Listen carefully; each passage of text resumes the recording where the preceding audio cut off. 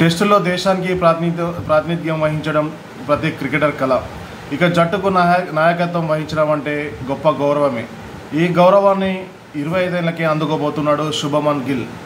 అయితే కెప్టెన్ అవుతున్నందుకు సంతోషంగా ఉన్న మరోపక్క అతనికి ఎదురుకాపోతున్న సవాళ్ళు ప్రతికూలత కూడుకున్నవి. అతనికి ముందు కఠిన సవాళ్ళు ఎదురుకాబోతున్నాయి. వీటిని కాల్చుకోవడం అంత తేలిక కాదు. విరాట్ కోహ్లీ, రవిచంద్రన్ అశ్విన్, రోహిత్ శర్మ లాంటి దిగ్గజ ఆటగాళ్ళు తక్కువ వ్యవధిలోనే రిటైర్ అయి సన్ని దశలో టెస్టు జట్టు పగ్గాలు అందుకుంటున్న శుభమన్ గిల్ ఎన్నో ఏళ్లుగా జట్టు భారాన్ని మోస్తున్న ముగ్గురు ఆటగాళ్ళు దూరం కావడంతో జట్టు ఒక్కసారిగా అనుభవరాహిత్యంతో కనిపిస్తుంది. ఈ స్థితిలో జట్టును నడిపించడం అంటే అంత తేలిక కాదు. బ్యాటింగ్ లైనప్లో కాస్త అనుభవం ఉన్న ఆటగాళ్లలో గిల్ ఒకడు. దీంతో అతడిపై ఆశలు, అంచనాలు ఎక్కువే ఉంటాయి. ఆ భారాన్ని మోస్తూనే కెప్టెన్గా తన బాధ్యతలను ముందుండి నడిపించాల్సి ఉంటుంది. అంతేకాకుండా కెప్టెన్గా జట్టును సమీకృతం చేసి సవాళ్ళను ఎదుర్కొని ఎంతో శ్రమించాల్సి ఉంటుంది. శుభమన్ కెప్టెన్గా ఎంపిక చేయడంపై ఇప్పటికే విమర్శలు మొదలైపోయాయి. తన బ్యాటింగ్ రికార్డే విమర్శలకు ఆయుధంగా మారుతుంది. అతను 32 టెస్టుల్లో 1893 పరుగులు చేశాడు. సగటున 35.05 మాత్రమే ఉంది. అందులోనూ ఫేస్ పిచ్లకు నెలవైన సేనా దేశాల్లో శుభమన్ రికార్డు పేలవం. అంటే అక్కడ ఒక్క సెంచరీ కూడా చేయలేదు. సగటున 27 లోపే ఉంది. ఈ నేపథ్యంలోనే కెప్టెన్గా కంటే ముందు బ్యాటర్గా శుభమన్ తనేంటో రుజువు చేసుకోవాల్సి ఉంటుందని సీనియర్లు చెప్తున్నారు. ముఖ్యంగా కఠినమైన విదేశీ పర్యటనలో మెరుగైన ప్రదర్శన చేయాలి. సొంత గడ్డ మీద మీరు మరింత నిలకడగా రాణించాలని, అతను అత్యుత్తమ స్థాయిలో అతడినే మిగతా బ్యాటర్లకు స్ఫూర్తినివ్వగలడు. అప్పుడు ఆత్మవిశ్వాసం పెరిగి కెప్టెన్గా జట్టును ముందుకు నడిపించడానికి అవకాశం ఉంటుందనేసి స్పోర్ట్స్ పర్సన్స్ చెప్తున్నారు.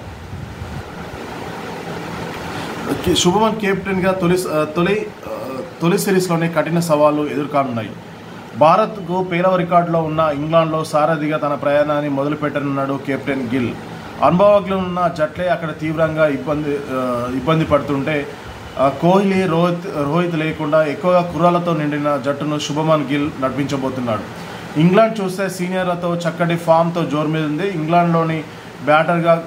ఇంగ్లాండ్లో బ్యాటర్గా గొప్ప రికార్డు ఏమీ లేని గిల్ ముందుగా బ్యాటింగ్లో రుజువు చేయాలి. మరోవైపు జట్టును సమర్థంగా నడిపించాలని ముందున్న ఈ కఠిన సవాళ్లను అతను ఎలా ఎదుర్కొంటాడనేసి వేచి చూడాలి. అంతేకాకుండా ప్రత్యామ్నాయాలు తేలికేం కాదు. సచిన్ తరం దిగ్గజ ఆటగాళ్ళు ఒక్కొక్కరిగా ఆటగాళ్ళు నిష్క్రమిస్తున్న తరుణంలో భారత్ జట్టు సన్ని దశలో మహేంద్ర సింగ్ ధోని పగ్గాలందుకొని తీవ్ర ఒత్తిడి ఎదుర్కొన్నాడు. అయినా వాటిని తట్టుకొని జట్టును తీర్చిదిద్దాడు. ఇప్పుడు కోహ్లీ, రోహిత్, అశ్విన్ల నిష్క్రమణతో అంతకు మించిన సవాల్తో టీమిండియా ఎదుర్కోబోతుంది. ఆల్రౌండర్ రవీంద్ర జడేజా కూడా ఎంతో కాలం జట్టులో కొనసాగే పరిస్థితి లేదు. ఇటు బ్యాటింగ్లో కోహ్లీ, రోహిత్ స్థానాలను భర్తీ చేయాలి. అటు స్పిన్లోనూ అశ్విన్, ఆ తర్వాత జడేజాలను ప్రత్యామ్నాయాలకు సిద్ధం చేసుకోవాలి.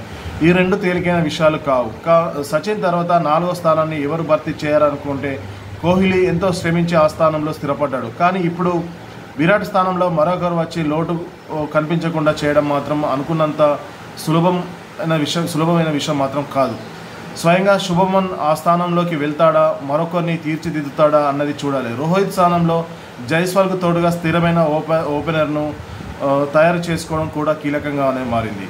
ఇక కులదీప్ యాదవ్, వాషింగ్టన్ సుందర్ లాంటి ప్రతిభావంతమైన స్పిన్నర్లు అందుబాటులో ఉన్నప్పటికీ అశ్విన్ స్థాయిలో రాణించడం అంటే మాటలు కాదు. ముఖ్యంగా సొంతగడ్డపై స్పిన్నే బలంగా దశాబ్దాలుగా సిరీస్ విజయాలు సాధిస్తున్న భారత్ గిల్ సారథ్యంలో ఇక ముందు ఎలా రాణిస్తుందనేది ఆసక్తికరమైన అంశం. అంతేకాకుండా మరొకమైన సీనియర్ క్రికెట్ అయిన కరుణ్ నాయర్కు ఇదొక అవకాశం అని చెప్పుకోవాలి. డిసెంబర్ 10, 2022లో అతను ఓపెన్ స్టేట్మెంట్ ఇచ్చాడు. ప్రియమైన క్రికెట్, నాకు ఇంకో అవకాశం ఇవ్వు అనే ఒక సామాజిక మాధ్యమం ద్వారా తన ఆవేదనను వ్యక్తపరిచారు. బ్యాటర్ మే 24, 2025 అతడికి సమాధానం దొరికింది. సుదీర్ఘ నిరీక్షణ తర్వాత 8 ఏళ్ల తర్వాత అతడు మళ్ళీ భారత క్రికెట్ జట్టులోకి పునరాగం చేశాడు. టీమింట్లో తిరిగి స్థానాన్ని పొందడానికి 33 ఏళ్ళ నాయర్ ఎంతో కఠినమైన కఠినమైన సాధన చేశాడు. 2016లో ఇంగ్లాండ్పై టెస్ట్ అగ్రహణం చేసిన ఈ బ్యాటర్ మళ్ళీ ఇంగ్లాండ్ పైన పునరాగమనం చేయడం విశేషం. 2017లో ఆస్ట్రేలియా చివరి టెస్టు ఆడిన అతడు మళ్ళీ అంతర్జాతీయ క్రికెట్ తెరపై కనిపించలేదు. జట్టులో స్థానం కోల్పోయిన కరుణ్ నాయర్ తిరిగి చేరతారన్న నమ్మకాన్ని మాత్రం కోల్పోలేదు. ఎలాగైనా మళ్ళీ టీమిండియా తలుపులు తట్టాలని గత కొన్నేళ్లుగా తీవ్రంగా శ్రమిస్తున్నాడు. కర్ణాటక జట్టు నుంచి విదర్భకు మారడం అతడి కెరీర్లో కీలక మలుపు. 2023-24లో రంజీ సీజన్లో పరుగుల వరద సాధించాడు. 10 మ్యాచ్ల్లో 2 సెంచరీలు 3 అర్ధ సెంచరీలతో 690 పరుగులు సాధించాడు. 2024-25 సీజన్లో కరణ్ దూకుడు మరింత పెరిగింది. ఈసారి 9 మ్యాచ్ల్లో 54 సగటుతో 800 పరుగులు చేశాడు. అతడి స్థిరత్వం వల్లే విదర్భ 2024-25 సీజన్లో రంజీ ఛాంపియన్గా నిలిచింది. విజయ్ హజారే ట్రోఫీలో కరణ్ 7 మ్యాచ్ల్లో 5 సెంచరీలతో 779 పరుగులు చేశాడు. దీంతో అతడు సెలెక్టర్ల దృష్టి అతడిపై పడింది. దీంతో అతడు భారత జట్టులోకి పునరాగమనం చేశాడు.